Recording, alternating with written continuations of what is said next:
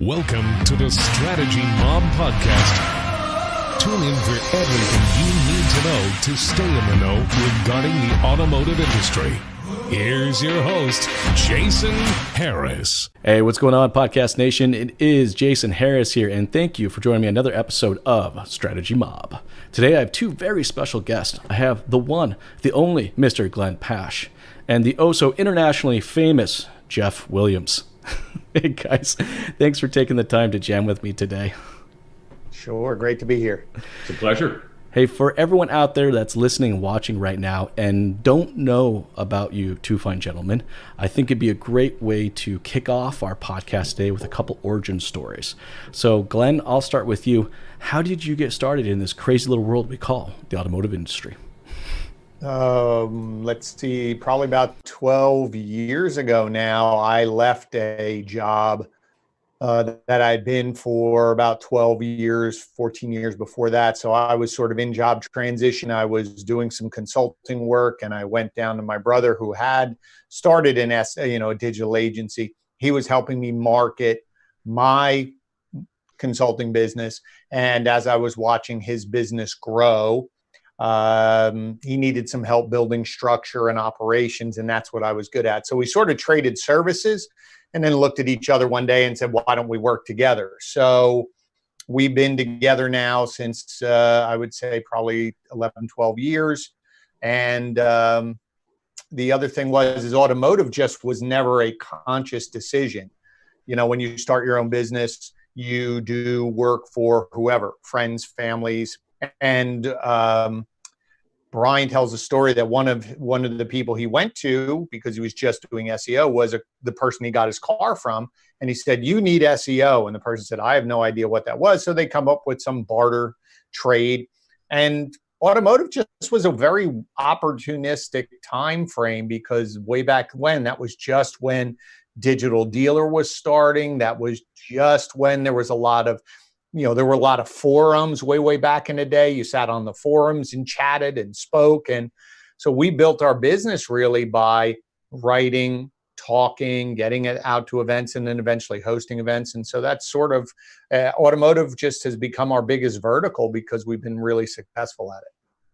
It's one of those industries that once it sucks you in, it's got a hold of you and you will never get out. But you know what, Glenn, it's so true. I think for a lot of people that I meet is like very few people ever just kind of one day go, you know what, I'm going to be in the automotive industry. You know, it seems like for the most of us, we all kind of fell into or walked into it. Or for me, I got conned into it from my roommate at the time. But Jeff, for yourself, how did you get started in this industry? Oh man, it's kind of like your stories. Automotive became a second chance for me, and it became my best chance, at least best to date. And I'm in love with it as well as you guys are. You know, I was in the restaurant business, managing a restaurant, and up in Vancouver Island. And the owner of the hotel came to me and said, "Jeff, you're rearranging deck chairs in the Titanic. Get into sales and you'll make $1 million." So I found myself in the car business, found myself working for a training company, started my own training company 24 years ago. In my friend Brian's garage.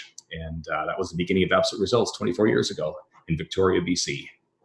That's awesome. I love businesses that start in a garage. I started in my basement. I hope 24 years from now, I get to tell the same story. Hey guys, I want to kind of kick off our questions today with just kind of getting a baseline, because it seems like every single time I jump on one of these podcasts with somebody, things are changing. I mean, things are changing so fast. I mean, they're changing weekly, daily. Depending where you are, it might even be hourly. So I'm curious for yourself, guys, what does the current norm look like for you? Glenn, I'll ask you, and then Jeff will ask the same question. From the day-to-day working with our clients, I would say nothing's changed in one facet. The team is still doing their work. I'm still chatting on the phone, talking, doing sales, creating content. The difference was probably about, I guess, we're going on 70 plus days, I guess, middle of March, we went to fully remote. So our agency, all of the people are working at home. They've managed very well. We sat in the beginning, I did a little webinar about working from home and what they needed to really focus on. And from agency work, you miss the collaboration of seeing each other, but the technical work that people would do, they're doing it and we're getting it done. Now we have had the ability, I popped into the office once in a while, but other than that, my actual day, I was talking with a friend the other day, I've picked up 2 hours of commuting time back from not having to drive to the office, or just time being on airplanes. As much as I would like to travel, I'm getting more work done at home, because it's 9 o'clock in the morning into the office and out at lunch and then back in and doing work. So there's been good and bad. I mean, on one side, my wife actually today asked me the question saying, we've been married 18 years. And she said, have we ever spent this long of a time together in one space? And I had to think about it. And I said, we've been together, like on honeymoon for 2 weeks or something, but not for 2.5 months. And I said, no. And we sort of laughed and said, okay, I guess we're good. We didn't kill each other yet. And, I spend more time with the kids, and it's been in a lot of ways very good and relaxing. And you got a chance to look at things and do things that maybe were always on your to-do list, but you didn't get to. So, but the company's doing well, adding on new clients. Company is, we're prepping for our conference, which we can talk about later, but we went from live to virtual. So that's been a big focus point for us. But, looking forward to getting back with the team. I think we've targeted July to start getting back in the office in some sort of rotation. That's exciting, and I'm kind of hoping to do the same. I mean, a lot of my team's been remote for a very long time. So for us, that wasn't much of a change. Everyone was pretty used to that. But I do miss being on the road. Even though I'm with you, Glenn, I've, from a productivity perspective, the amount of time I've gained back, which has actually been kind of cool, because then I've been able to actually put that time back into spending with the kids. I just taught my youngest to ride a bike without training wheels today. So that was pretty cool. And I was just being able to find that time in the day to be able to do that. It's been some pluses, but I'm with you. I am looking forward to getting back on a plane. I am looking forward to getting back on the road.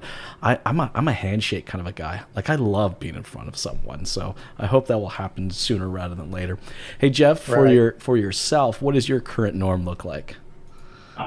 Well, it's drastically different. I mean, we started this year off just gangbusters. And of course, we do business in 19 countries, and I visit most of them multiple times over the course of the year. So I probably missed out on 50,000 air miles, doggone it. And so it has been a big shift. I have enjoyed being home. It's been a challenge to find inspiring places. I do a lot of writing, create a lot of content, love being around dealers that are innovative and showing up in showrooms during events and training. And I love those inspiring opportunities. I do my best thinking at 30,000 feet, doggone it. So I've learned to do my best thinking in my home office, out in my little boat, go out on the water for a little bit there, and hop on the motorcycle, go to different places. So for me, it's been different. I mean, we've seen a big shift in our business. Obviously, any given month, we'll have 500 events happening with trainers and stores. And so basically to go almost zero in April, and now May, we're up 20%. We're 20% of our post-COVID or pre-COVID volume. In June will be 50%. So we're seeing markets. We have our first events this weekend in France in 2 months, which is exciting. We have Belgium opening up. We've got, I think, some things at the end of the month in Australia. And of course, Western Canada has been a bit of an anomaly, Now it's dealer to dealer, one dealership. Well, it's funny. One of my reps was in one dealership a few weeks ago. He said, I was in one side of the city and everybody was masks, plexiglass shields, like standing distance, and 10 minutes across town, everybody's high-fiving in the showroom. It's just crazy, the extremes. And of course, Western Canada wasn't as badly hit, and we're a little more spread out. But it's been interesting just to see the different reactions and responses of dealers to the market. Yep. And we have a lot of business in the U.S. in your area there, Glenn, in the Northeast, with a lot of the premium brands. So it's holy mackerel, it's lockdown city. It's New Zealand. It's really Australia. is. It's It really is. I don't know who in the world could have ever predicted. I mean, look, I went through the recession, and but that was like a 6 to 9 month buildup. Things kind of progressively got worse. At no point in time was, I think, as a business ever prepared to lose 80+% of my income or revenue in a 2-week period. So, boy, talking about having to pivot incredibly fast. Seems to be the overall strategy of everything right now, is how fast can we pivot. But because of what's happened, everything's changed. The customers changed. I mean, I know I've changed. I mean, I know I've used this analogy now a couple times, but I don't think I'll ever go back into a grocery store. I mean, I have 3 kids under the age of 10. Right, going into a grocery store, guys, was like a black ops mission. Okay, it was like, we're gonna go to this aisle, we're gonna get this done. There's no talk. Everyone's gonna be quiet, and we're gonna be in, and we're gonna be out. We're gonna be on our way. And it's just, the consumers changed. I mean, I'm doing so much of my ordering now from this device, and in a very clean, awesome process where I can just pull up, I just flip open the tailgate, they toss it in, I drive off, I'm being more productive, spending less time. So the consumers kind of changed that way, and the markets had to adapt to a different way of retail, and not just that industry, but all retail in general. So I think that's kind of a great place to kind of start off our conversation, guys. Is I would like to hear your thoughts and opinions on how the customer and the market has changed. Glenn, I'll start with you, and then Jeff, I'll ask you the same question. It's interesting. I think for your example of the supermarket, I like going to the supermarket. It's a place for me that's therapy, because I go by myself, and I like to cook. So I like seeing things, and the thought of someone picking the produce, they're not as good as me. So that's just me. But having to wear masks and watching, to Jeff's point, this, we had to, for a while, we had to wait online. So they only let a certain number of people in. And once you're in there, people are next to each other, they're touching things, putting it back down, and you're going, so it was a very mixed message. But I think from what you're saying is, I think that a lot of people are doing more research online because they can. I think there's going to be a lot of change in businesses. Just look at Zoom stock has gone crazy. But all of those shopping things like Instacart, or all of these different ones where someone's going to go. I mean, it's madness now in the supermarkets, because probably half of the people who are in there are those shoppers to fulfill your order. So there is a whole new industry coming out of this. I think that businesses just have to be prepared for the fact that people are coming out of this unsure physically what they're supposed to do. But I think it's convenience. I think that convenience that you were looking at in terms of shopping, that it's a very cliche, the thing said, the Amazon effect, right? Because I can go find whatever.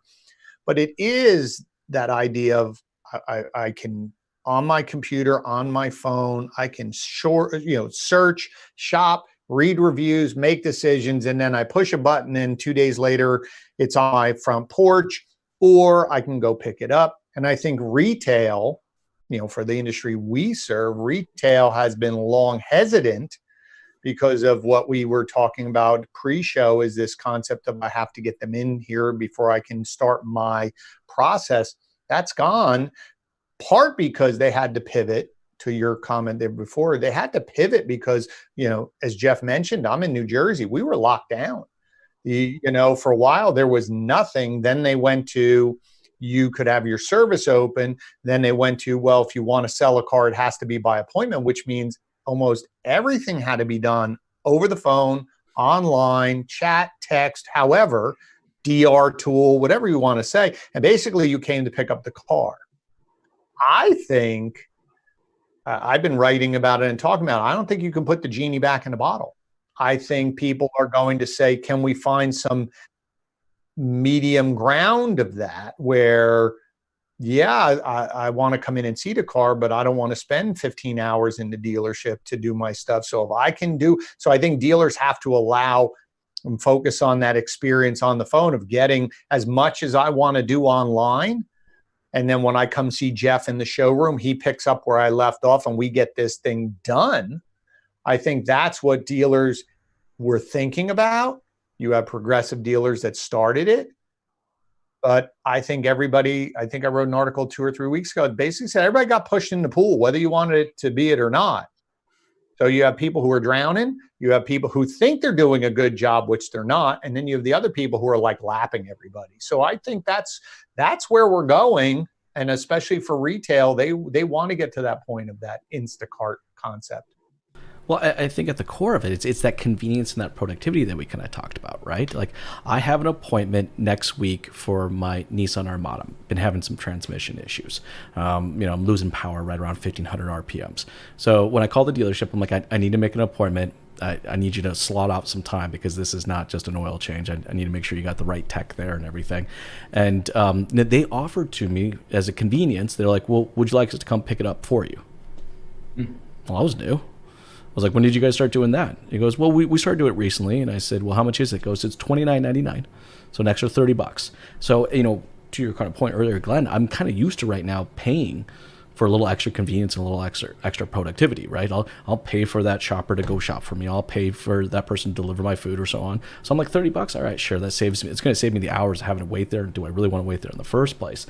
But yeah, I mean, as an industry, I will have to say, I'll give props to our industry actually, guys.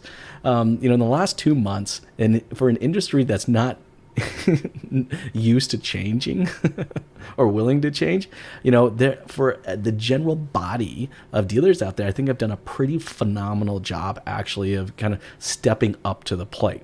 Now the game is actually starting, so we'll see how it goes. But Jeff, what are your kind of thoughts on how the customer and the market has changed and how that's going to affect our industry? Well, it's really interesting. I gave a talk to about 100 BMW dealers back at the end of January. And one of the things I talked about was the whole concept or the issue, the whole challenge, the big challenge of margin compression. And I said, if buying a car is a commodity, there is no solution to margin compression. None. Right? And I said, the battle in the retail car business is a battle to decommoditize the car buying process. Right. So if we start with what we know or what we believe, all right, I believe 3 things about the retail car shopping or purchase experience. Number one, all right, it's complex and it's going to continue to get complex. Not is it just complex about the financing, about my trade's worth, am I leasing it or negative equity and all those things, but it's complex based on the new product coming out. As we see new hybrid vehicles and electric vehicles and all this new technology, new platforms coming together and OEMs merging, what we're seeing globally and the pressure internationally to shift the industry, it's going to be complex. Which model is the right one for me? Number 2, it's going to be experiential. 70% of customers still say the test drive is an important part of the buying process, right? And what is it? 73% say that they'll drive further for a good salesman to help them, or saleswoman, salesperson, right? So we know there's an experiential component. All right. And the third thing is it's passionate. I mean, it's personalized. I mean, I get passionate about the color of my vehicle and I'm in the industry. And so because of those things, there's unique opportunity, I think, for dealers to really personalize the buying process. Glenn, you're absolutely right. We need to give customers options to do things online. We absolutely do. But then we need to be able to grab our computer and go, hey, I'm just going to shoot you a little virtual walk around video. Matter of fact, in April, there was a sales rep at one of the dealerships in Calgary that sold 21 vehicles in April in the middle of a pandemic, right? And he did by sending 71 videos to customers, little videos he shot of walk-arounds in vehicles. Now that's someone being innovative. That's somebody trying to personalize and create an experience even online. So I think we have a very unique opportunity. And I agree, we're in an industry that has not been a leader online. As a matter of fact, all the other retailers and all the other industries have gone ahead and defined what an online experience could or should be like. So we've been reactive, and hey, it's a complex purchase. So we have an opportunity, I think, whether it be through an appointment culture, whether it be through how we interact with the customer over the phone and really take a good interest in their needs and have a discovery conversation. But we have that opportunity to personalize and set up the right experience for them. See, I think all of that, what you're saying can be really boiled down to a very simple thing, is the fact that we as consumers now are very comfortable dealing online. And you make a good point, Jeff, is that every other business, you talk to people online, you can connect to somebody, you click a button and somebody's there, you're chatting with someone. The reason why we haven't changed is we didn't have to. It was still successful. And people were making money. So why do I need to change my process? I think it comes down to just a very simple thing. I launched an article today to just basically say, connect and speak and communicate with the customer wherever they want to be, whenever they want to be there, and help them. And keep it simple. What would you say if they were standing in front of you on the lot? It's that simple. So why can't you say that over chat? Why can't you say that over phone? Why can't we FaceTime? Why can't I pop into, if I have a tool online, why can't I pop a chat up and say, hey, Jeff, I see you're sort of hanging at this point. Can I help you with something? Or why do we have to have a form for check availability or schedule test drive? Why can't it just go to some live person? Because most of the dealerships have people who have time on their hands. It's the oddest thing. And so I think this whole push to saying why, because I think customers are getting frustrated. I saw a great quote one time saying that you're no longer being judged. I think it was Brian, can't remember who it was now, Shep Hyken, big customer experience guy. And he said, you're no longer being judged against your competitor. You're being judged against every other business the consumer interacts with. So it isn't, and dealers are finally waking up to it isn't, well, I compete with Jeff's dealership. So if Jeff does this, as long as I do it, it's like, dude, you are now Instacart. You are this, you are that. It's that convenience and speed. And why are you making it hard to do business? To your point, Jeff, if all of this is complex, why are we making it even more difficult to just even talk to us? Well, we've always made it difficult, haven't we? I mean, for the most part, as an industry, we're the ones that have always wanted to steer the conversation. We're the ones that want to define what the process is. I think, and to your point, Glenn, is that's what all the other industries decided to do, is that they gave the control of the process to the consumer. And the funny thing is, for a lot of them, it was more profitable. We have to adapt. We have to give them that ability to decide how they want to purchase a car. We can't tell them. It's like a dealership maybe needs to create 3 or 4 different processes and say, which one would you like to go down to? But even once we have those processes defined, it's like, how do we get customers into the dealership right now? I mean, I know, Jeff, you were talking about you have some dealerships in France that are just now opening up. I mean, Glenn, I know where you are. The dealerships are now opening up. Our dealerships just started opening up, and I have talked to a lot of dealerships, and they're trying to figure out, what do they say to their customers? And Glenn, to your point earlier, it's like what we should be saying to them is what we should normally say to them on the lot. I mean, these old, the old idea of yelling out huge discounts, low lease rates. I think we have to market to the customer, not at the customer. But that's kind of my next question for you guys is, what should we be marketing to our customers now, and how should we do that? Glenn, I'll start with you, and then Jeff, I'll ask you the same question. Well, it's very funny because, Jeff, I also worked in the hospitality business, restaurants, for a long time. And I find a lot of similarities in restaurants and dealerships, because every day can be different, but there are structures and things that you have to follow in order to be successful. But in terms of marketing, it's the same thing. I think Jeff hit it really well. It's experiential. I mean, think of all the restaurants where you live. And if I came to visit and I said, okay, Jeff, I'm buying dinner, where do we go eat? You're going to go here. And it's not just going to be because the food or the price. You're going to say, boy, they take care of you. Right. So if the car is the car, we should be marketing. It's funny. One of you said it earlier, and it was a great point. And I don't think we should skim over it, is why should I even do business with you? I think we get caught up in the deal, discount, price. I think you should be marketing the fact that we'll do it online. We already know that you don't want to come in yet because we're all trying to figure this out. So here's what we're going to do. Do as much as you want online. We'll talk to you. We'll pick up. You want to come in and test drive it? Hey, it'll be clean and sanitized, and we can be done with this. I think the idea of an appointment should no longer be to start the deal. I think the appointment should be to pick up your damn car. And so I think marketing should be about convenience, speed. We're here. We'll do whatever you want to do. Answer. We'll talk to you. All of that. On top of, we're safe, we're clean, or whatever, and people are going to come in. But I think if you go to market with that, I think you get more opportunities to talk. And then to Jeff's point is, stop making it so damn hard and confusing. Like, the only time you're going to get the truth is if you come in here like I'm the keeper of the secrets, right? Versus, I'll give you everything right now. And people are so used to that, they're going to come in. And then to Jeff's point is, give them a great experience. That's what you need to be focusing on. I love that, Glenn. I mean, I love the idea of marketing process over product. Because I think in reality, what we're going to see from dealers that are going to be successful moving forward is they're going to have to process their way to profitability. I don't think look, I mean, we're all marketing people here. There's no magic pill. There's no diet pill or 12-minute ab solution for this. It's really processing our way to profitability. But Jeff, and before Jeff starts, but his point before was about margins. You're not going to make it up on the car.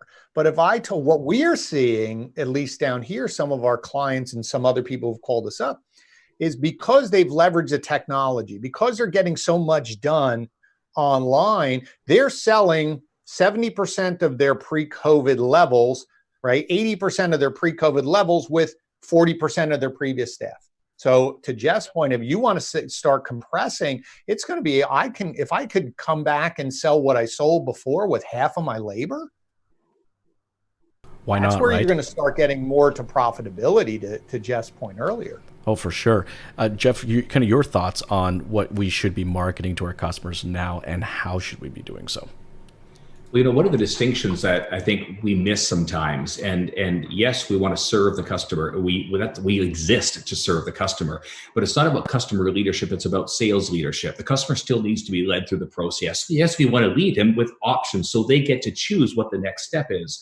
But if we're going to have the opportunity to really delight them, to give them options. All right. This is one of my favorite, to give them options they didn't know they had. If we haven't been able to engage and ask them really good questions, that's where we build value as a professional in the industry. It's not point, click, and buy. Now, for some it will, but not for the majority of people. I think a lot of us are still very highly relational. We want someone to guide us through this complex car purchase experience.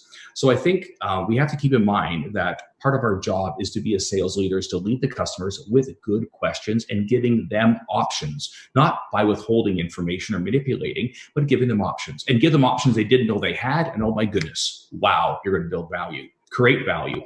The other thing which we found has been hugely effective, and I got to tell you guys, it's so common sense, but it's so powerful. We'd adopted a strategy in middle of April, where we would work with dealers and reach out to their customers with our call center. And we would reach out to customers saying, hey, just calling to see if we can help you. We called to help them. We called because, we had customers just like you who needed a vehicle service work done, had a vehicle breakdown, had their lease expiring, had a son or daughter who was taking public transport and didn't want them taking public transport, so they needed a smaller used car. We had so many customers just like you. We just want to reach out and make sure you're okay and see how we can help you. Right? And by offering to help them, the actual response rate was 50% higher than if we had just called pre-pandemic to sell them. So if you reach out to customers sincerely with a desire to help and then giving them options, we just want to reach out to help you because customers just like you have A, B, C, D, or E. And if that applies to you, how can I be of assistance? Oh my goodness, that just opens doors. And to this day, I was reading reports from one of our campaigns this week in Ontario, where you are, Jason. This dealer was so scared to talk to his customers, and we walked him through the script and the word tracks. Forgive me, it's word tracks, and how there would be dialogue involved. And he said, okay, let's try it. And sure enough, we helped him book 15 service appointments, also found some sales opportunities. So I've been rambling a little bit, forgive me, but I'm very passionate about this, about sales leadership, and certainly about being able to reach out with a helping offer and stumbling across opportunities to help them upgrade their vehicle. Well, we're definitely seeing right now the cream rising to the top. I'm sure you guys are seeing a lot of this right now. I mean, from a manager's perspective, from ownership's perspective, from salespeople's perspectives. I mean, we are going to see the best of the best kind of rise. And some of the people, to your point, Glenn, you were kind of mentioning it earlier, there's a lot of dealerships out there, they're doing a lot with a little. And, the idea of that notion of just flooding your floor, I think it's going to go away. And people are going to really take note of who's on the floor and what they're trained to do. And I think a lot of that has to do with around the appointment. I mean, I know we've always push, get them in the door, but it's starting that conversation and creating that appointment on that customer's time to be able to do that. But I think that's kind of a fundamental culture shift for a lot of dealerships. And I'd love to kind of get your guys' thoughts on that, is how do we create an appointment culture within our dealership? Glenn, I'll ask you the question, and then Jeff, I'll ask you the same. See, I actually think we're asking the wrong question, because that's the problem, is that it's what does the appointment do? Meaning the problem in the past was the appointment, we couldn't do anything till you came in here. So BDCs or even salespeople, they, gave them enough to get them to come in, to go like, all right, I guess I got to come in to do this. Like, like, why can't you answer my question? Right. Literally. And to Jeff's point, and Brian, my brother, and I talk about it all the time, is this concept of serve. Like I said earlier, like a very simple thing is like, is this car available? And you push it and it's a form. So think about the lot. Somebody said, hey, Jeff, is that car available? Give me your name. I'll call you tomorrow. You're like, what the hell are you talking about? So we've done this whole thing to just satisfy, we have leads and get names, and then we chase people. So now I got to chase Jason about checking availability, but he's moved on. He's now doing something else, and now I'm interrupting him, and he's like, I don't even want to talk to you now. Why weren't you there when I needed you, right? So the point is, the appointment culture, we have to sort of smash the whole thing of saying, and break that concept of, well, if I give them too much information, they're going to shop and they're going to go somewhere else. At the end of the day, they're going to do that anyway. But we always design our processes for those 15, 20% that are always going to go bargain hunting. And we've missed the 80% that will pay us more to have a better experience. And so I think if all of what we should be learning is, well, I would ask any dealer right now to say, what did you do when you were closed?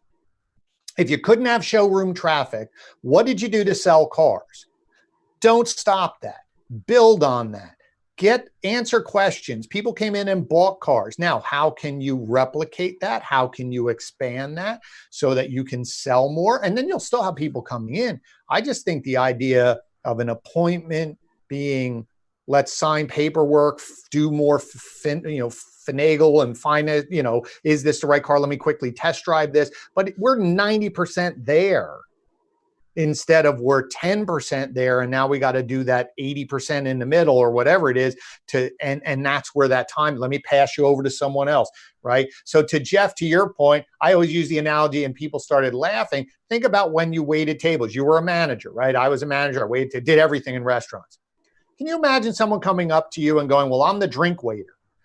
Jason's going to come over. He's the specials waiter.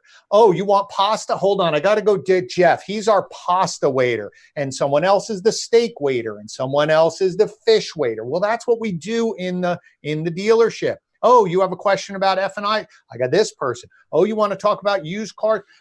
Value your trade? Oh, I got someone over here. Hold on. I got to give you the man. We just make the process so complex instead of just saying, now, part of it is the manufacturer. Part of it is all the features. But at the end of the day, we still make it harder instead of saying, can I just talk to one person?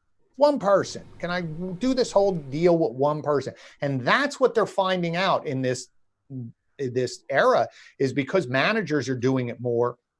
Top salespeople who can do F&I and walk people through the process, they're going, why do I need 15 people anymore? And the customers go, this was much better. So I think that's where we have to go. And the appointment should be closer to just picking up the car than starting the conversation. That's what I think we have to get to.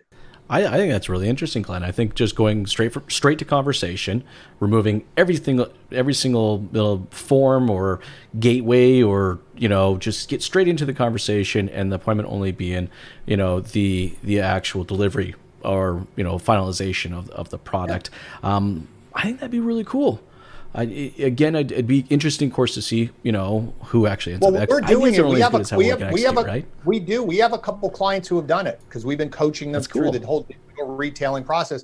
They've removed all the forms from their websites, and their sales opportunities have gone through the roof. Why? Because now they're having conversations earlier on, and so people don't have to leave and go to another website. They don't have to go to the other dealer, because when I pushed the button and asked for get e-price or, hey, tell me about this, guess what? Jeff popped up and said, hey, I'm the manager here. What can I help you with? Lo and behold, like Jeff said, I can start having those conversations, start talking about options, give them options. Now I just start, come talk to me. They know I like Jeff. I'm not going anywhere else. That's true, because you get that instant connection. Jeff, Exactly. Your thoughts kind of on that appointment culture and how that may change within our dealership. I think we have to go, what is the purpose of an appointment culture? What is the purpose of having an appointment with a customer? And one of the core fundamental reasons to have an appointment, which is the reason to have an appointment culture, is we want more appointments, is that we can be prepared for the customer. I mean, oftentimes I'm in front of dealers or dealer groups and I tell this story. I say, you know what, we knew Glenn was coming in at 3:00 today. So man, are we ready for him? We've pre-appraised his trade. We've checked the service history on it. We know which vehicle he's coming in to look at. We've got a couple of vehicles selected, pre-selected for him. You know, manager's ready to meet him and shake his hand when he gets here. We are ready. We have an opportunity to deliver an incredible customer experience. Oh, but Jason, dang, I didn't know Jason was coming. And at 1:00, oh, everybody's on their lunch break. Manager's not around. The vehicle he wants to see is in the back. It's not even ready. There's no gas in it. Photocopier is jammed to photocopy his driver's license for a test drive. Oh, I'm screwed before I get started almost. Now, that's an extreme example. But you know what? When we do have an appointment, if we see the appointment as my chance to shine, to make the unfun fun, to give Jason or Glenn an incredible experience in my store, you know, we can't forget, and I don't think it's changed that much yet, and maybe it won't ever change. There's 3 purchases that happen when somebody buys a car. First, they buy the person. Then they buy the product, and then they buy the opportunity or the deal. Remember the old clothes we used to use, the 3 Ps? Is it me? Is it something I did? Is it the car? You don't like the car. Price? Is it the price? Person, product, price, or the 3 M's, me, money, machine. You know, it was a classic close, and all of us in the business used it thousands of times, but it was based on the 3 buying decisions. And so I think the power of connection is certainly, to Glenn's point, when you respond promptly, when you're like, wow, that's a great question. And let me share some information with you. When you're not withholding, when they don't have to jump through a bunch of hoops, that helps build that connection. And that combined the speed and efficiency with the quality of the interaction and the empathy. I bought that person. I want to do business with that person. Right now, they're going to be my guide to help me find the right vehicle. And I'm likely going to trust them when the opportunity is presented financially. Right. And again, it's every dealership has their own systems and processes. But if we say that we want to have an appointment culture because our customers deserve that we take good care of them. Right. And then that appointment could be anywhere along the stage of buying that customer has decided to go with us. All right. So if we're giving them options on the phone where we can have an exploratory conversation over the phone first, and we engage them well and have dialogue. It's all about dialogue. We call them intelligent conversations with customers. You know, and so if we're able to do that effectively, we can have appointments. We can build our entire sales process around appointments. We can set our goals and forecasts around appointments. We can then look at, Glenn, you know, what % of my appointments are going to come from my Conquest digital marketing? What % are going to come from my portfolio of business that I'm working? And we have a lot of unique opportunities when we're intentional about appointments. Yeah, and I think to your point, Jeff, I think it's breaking down, and I think you started that your answer correctly. It's the appointment. We should be building our business around the appointment, meaning when they show up, we should be giving them a great experience, right? Picking up where we left off, right? So again, the problem is a lot of dealerships are stuck into, I can't get started till you show up. So I don't even want to. I agree. Absolutely. Perhaps the appointment is to have a phone call with them or to have a Zoom call with them. Perhaps the appointment isn't necessarily just an appointment to be in the store, but it's an appointment to have a meaningful, engaging, quality conversation. I just think that it's that concept of, I go back to it, what would you do if they walked up on the lot? Sure. How would you greet them? What would you ask them? Right? A million different questions. I say this all the time. You both have seen it. So if Jason comes on, it's a Nissan. What's your car? Your Nissan? What do you have, Jason? Armada. Okay, so he comes on the lot and he points to me and he goes, "Hey, how are you?" I introduce myself. I said, what are you doing here? And he goes, "Hey, that Armada over there. What do you tell me about that Armada?" I start going, "That's an awesome vehicle. A lot of my customers have it." And as we walk across the lot, I start asking Jason, to your point, Jeff, the exploratory questions. What do you like? Have you driven one before? Are you leasing? You buying? Blah, blah, blah, blah, blah, blah. All of those things. How come when Jason points to that same vehicle on our virtual showroom, our website, Sure. my response is, here's your car when you want to come in. Hey, did you get my email? When do you want to come in? Hey, I haven't heard from you. Do you have any other questions? When you're like it's silly that we don't treat his pointing out the vehicle on the virtual showroom with the same respect, the same consistency, to Jeff, your point, of the same process of engaging and being there for them and giving that experience. Why is it different, right? And a lot of times I go back to, we're not even staffing our virtual showroom because of the forms. You're basically telling them nobody's here. It's 11 o'clock in the morning and you have a question about a car. Nobody's here. Call us. Nobody's here. Nobody's here to help you. I mean, think about that. So I think you're right, Jeff. The appointment can be anywhere. So I don't want to get caught up in the, I don't want dealers to get caught up of, but that's what they do is appointment starts this. And I'm saying the conversation starts somewhere. Maybe the appointment is when they physically show up, and then you have a process to, what do we do to wow them when they get there? But they should have been wowed by you, to your point, Jeff, about buying the person. And I'm selling them on the product when they get here, or else they're coming in guarded going, oh man, I got to deal with you. Here they go, the dealers. They hide stuff and they show up on the lot guarded. And then you can wow them all to death and they go, that's bullcrap.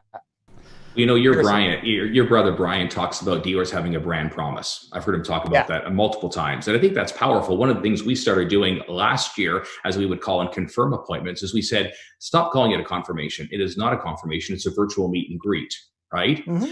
We're calling to add value. We're calling to tell a customer how grateful they are that they're giving us an opportunity, you know, because they have many choices, places they could go.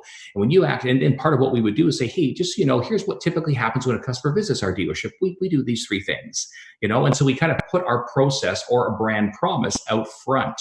And we use risk reverse language, obviously, and language to engage that customer. And I think to your point too, Brian, is on a virtual showroom, who's typically engaging with those virtual customers? Is it a BDC rep? Is it a bot, excuse me? Is it, who is it, you know? And why have we relegated that? You know, we're so easy to try to eliminate people as the problem or as the cost in the business. I'd rather see us have just as many people, but far more efficient, far more effective, because those soft skills, that's part of the art of selling, of leading the customer, that I think is part of the decommoditization of the car business. When I have someone that I can have an engaging conversation, that's the soft skills to interact with me. And I don't see a lot of teaching and training on those soft skills anymore. Well, that's because for a lot of the times we just stop training about the experience. Like honestly, we almost kind of stopped talking about it. I mean, I think for a fair amount of dealerships out there, they've done a good job, and Glenn, you were talking about earlier, at defining that in-dealership experience. I think for the most part, we execute it pretty well. I mean, definitely some better than others, but it's like we totally forgot about our digital dealership. Like we just totally forgot that dealership is there. In fact, gets more traffic and more engagement than our physical dealership does. And I think and you guys have already kind of started answering this next question, but I just want to define the question real quick so that I can get it out of both of you.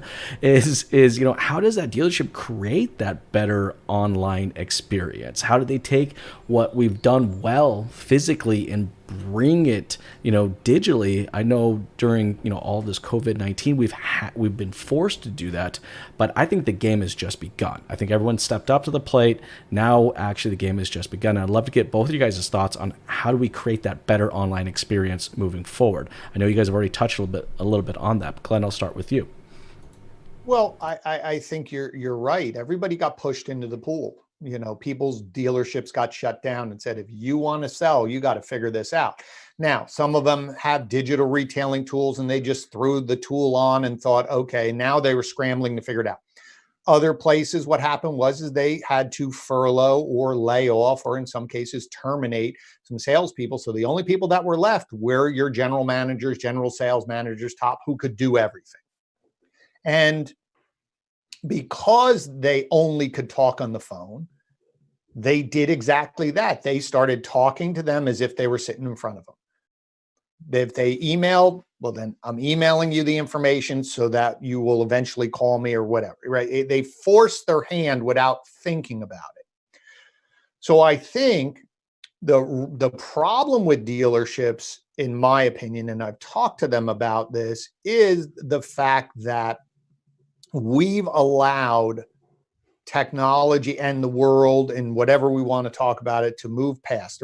My belief has always been BDCs were created because leaders in the dealership allowed salespeople to go, well, I'm not answering the phones.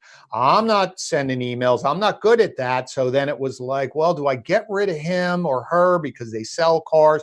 Oh, I'll go hire someone else. But then the argument is I'll find somebody who has, to just point, the soft skills, or you soft skills, who's good on the phone and they can handle computers, but don't you sell?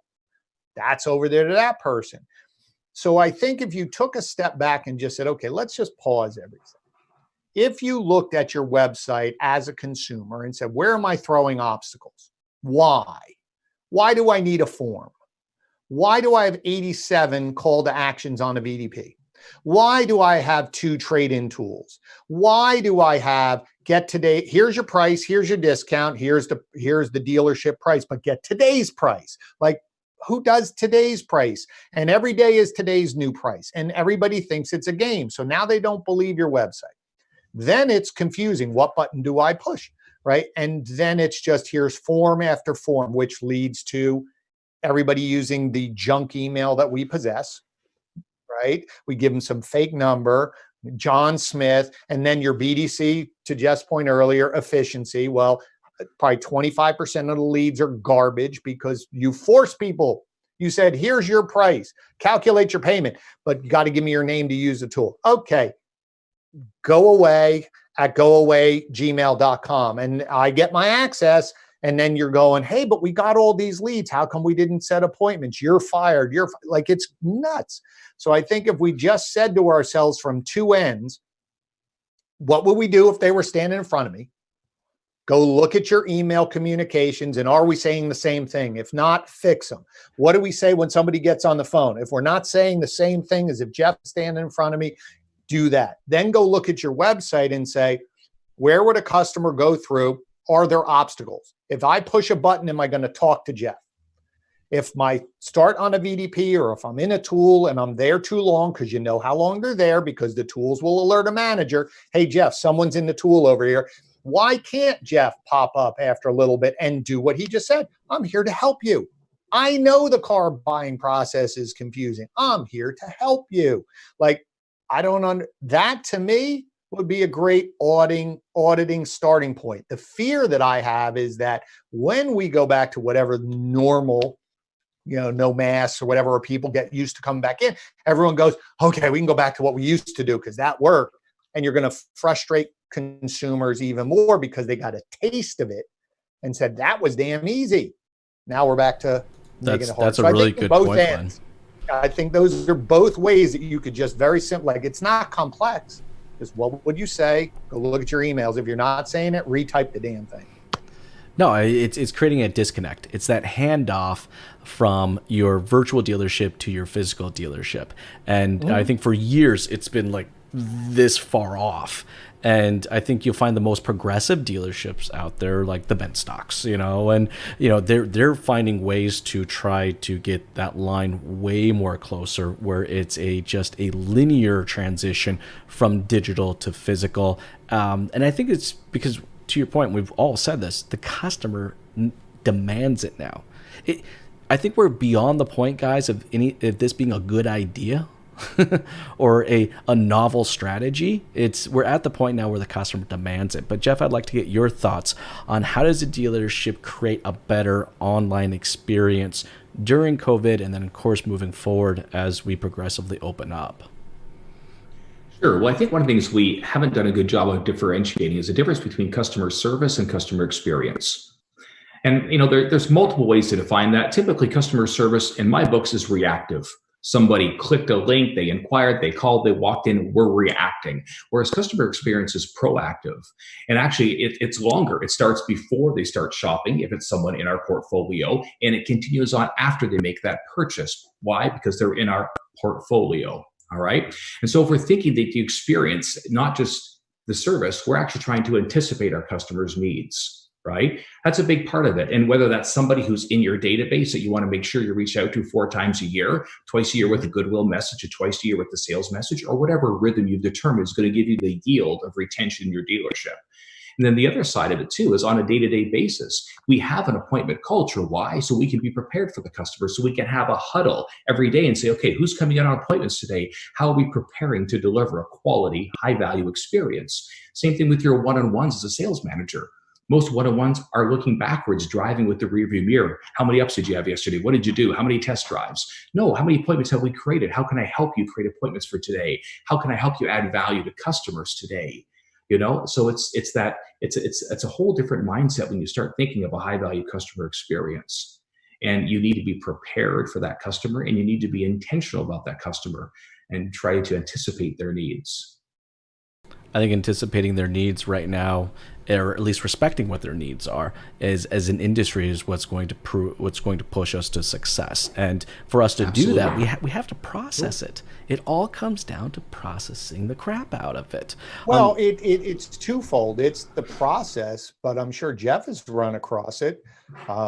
That's why we all have businesses, because what Jeff just described, Jeff, honestly, in your experience, what you just talked about, forward thinking. Well, yeah, we can look about what happened yesterday, but it's more about having that huddle. Who's coming in today? Are we prepared? Having really good one-on-ones. Like, what percentage of dealerships do you see that really happening in on a consistent basis, meaning process driven? We don't stop. It happens. What would you say? Oh, it's probably less than 10%. Right. So that's the point. Like, that's the struggle. And that's why some of the more progressive dealers, the ones who are process driven, who just say, think of it this way, and Jeff will understand. When you worked in a restaurant, especially even a franchise restaurant, remember, they're franchises, right? Mm-hmm. They're franchises theoretically. But if Jeff gets hired, right, and he goes in and he's the manager of pick any franchise you want, and he's the new manager who comes in because this store was struggling. Jeff doesn't come in and go, all right, we're throwing everything out. We're going to do it my way. They're going, we already have processes. We already have systems in place. I need you to make those people better at our processes, not change. Now, if you have some ideas, great. But that's what happens is that it's very personality driven. It's very ego driven. There's not a lot of process. There's not a lot.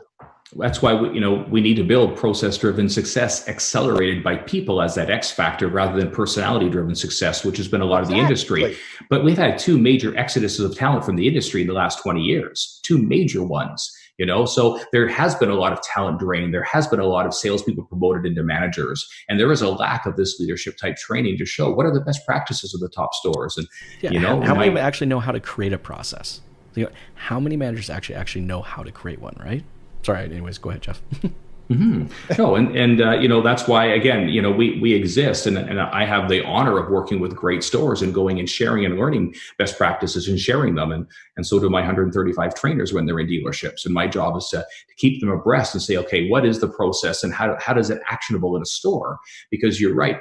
There are certain things that we just know. We know that if a dealership does one-on-ones every day with their salespeople, we know what the product will do to the productivity, to the retention, all those things. Yep. But then where does it fit in the day of a sales manager? Because today, 2 managers do what 3 managers used to do, right? And how do we help them understand how to make the priorities and prioritize their time and interact with their people? So it's quite an opportunity. But the opportunity is there. And I think dealers are realizing right now that, we've been shifting by inches. And now we have a chance, an opportunity to shift by feet. And let's not miss it. Let's not miss it. Right. And I think to your point is that there is a lot of, to Jason's point about, and what you said, Jeff, people do get promoted into positions. And there was a talent drain. Some of it was just aged out. People retired. But things have changed now. And yes, people are doing more, but I think sometimes it's busy work that just they like being busy instead of efficient or effective. But I think if there's one big flaw or missing piece, I wouldn't say flaw, missing piece in automotive is that leadership training. People get promoted and they go figure it out. And there's nobody out there. I mean, it's why I started my YouTube channel a couple weeks ago, because I just got frustrated. I said, I'm just going to give content out to people to say, listen, here's just some tips on how, because I saw so many times people were promoted and just left to flounder, and then they get blamed, and then they go, this is crazy. And then they go, and then to your point, Jeff, there's a leadership churn or potential good leaders there, but they're going, this is crazy. Like, I'm being held accountable and nobody's helping me figure it all out. Like, I'd rather go somewhere else where I'll make a little less, but they actually do have training. And so I think why we have a lot of churn in our business is there has been no, like Enterprise Rent-A-Car has great management training. They work just as long or longer. Sure. I talked to a gentleman one day when I was renting a car. He works 78 hours a week. But he knows that I do this training and I have that training, and eventually I'll be a regional manager and I can do this type of thing. Like there's a plan for it to go somewhere. And so it's not about, there's people out there who don't want to work hard. It's not about, well, they have to work long hours in the dealership. There's tons of, it's the fact of what's in it for me if I do this, other than, hey, you'll make some money. That only goes so far. Sure. And I think we have a unique opportunity. I know we're running out of time here, Jason, but when I try to travel around the world, especially in Europe and Australia, there's such a younger generation of sales professionals in the industry. We're seeing it more and more. We look at what percent of a sales staff are Generation X and boomers versus Generation Z and millennials, and these young people, they are eager, but they are hungry for a pathway to success. Show me what I need to do. They want to be busy. They want to do meaningful work. Well, what's more noble than helping someone make one of the most important buying decisions and financial decisions of their life, one that they make every 3 to 5 to 6 years? That's a noble thing to do. So I think there's a neat opportunity here. All the changes in the industry, what's happening with our recent pandemic and crisis, but there's a great opportunity for the industry to continue to shift and more substantially and intentionally towards what this noble industry can be. I think there's huge opportunity right now for our leaders to invest back into their businesses, or our owners to invest back into their businesses. And I get that question actually asked a lot right now. If I am going to invest anywhere in my business, where I'm going to invest, and I hate to say it, but I don't necessarily believe it's in technology as much as it's in that leadership training. Look, when I first got into the business, I worked for Radio Shack before I got into the car business. And I went to Radio Shack because I read an article in Forbes magazine that talked about how they had the best management training in the world at that given time, right? That's not necessarily the case anymore. But like it was that is what I was hungry for. And to your point, Jeff, I think there's a lot of people that are not necessarily interested in this industry because, loud promises of 6-figure incomes and it is just not enough anymore, because I don't know if necessarily it's always true. It's people looking for a direction. They want to know how they can progressively increase their opportunities within the career path. Hey guys, I know it's getting towards the end of our time, so thank you so much for taking the time to jam with me. Before you guys go, I get to ask my last question. Just one thing on that before I start. Yes. Because I think what it is to that point is the only thing that a lot of people pitch in dealerships is sales, and they don't understand how big automotive is. What I taught at Northwood University, and there was so many people who they just understood the vastness, or we talked to them about how big automotive really is and all the different things you can do in this industry. But all we do is sell sales versus that pathway. And to Jeff's point, the more that you can give them this path, I think there's tons of people who are hungry. It's just, well, what happens if I don't do well in sales? Is there any other avenue? So I think to your point is, I think if people started, they have enough technology. They don't need another damn piece of technology.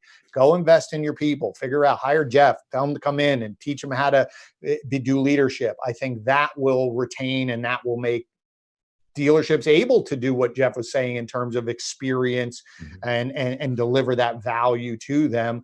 But you got to put your money in the right place, and it's got to be the people now. And I think it's a wonderful time to do that. I mean, I'm talking to a lot of people that I know within my LinkedIn community. There's a lot of talent in the pool right now. There's Sure. a lot of talent, more than I think there's ever been in the past, and they're looking for something to jump onto. Hey guys, before we sign off here, for everybody out there that's watching and listening right now and would love to connect with you two fine gentlemen, what is the best way to do so? Glenn, I'll start with you. Well, on social media, it's just Glenn Pasch on everything from LinkedIn to Facebook, Twitter. Those are probably the three that I do the most. Then you can also get a hold of me at my company, pcgdigital.com. Pretty simple. I'll answer. I'll chat with you. Go out, buy the book. I don't know. Yeah, the book back here, that one there. Yeah, that one back there, right? Hey, Jeff, for yourself, what is the best way to connect with you?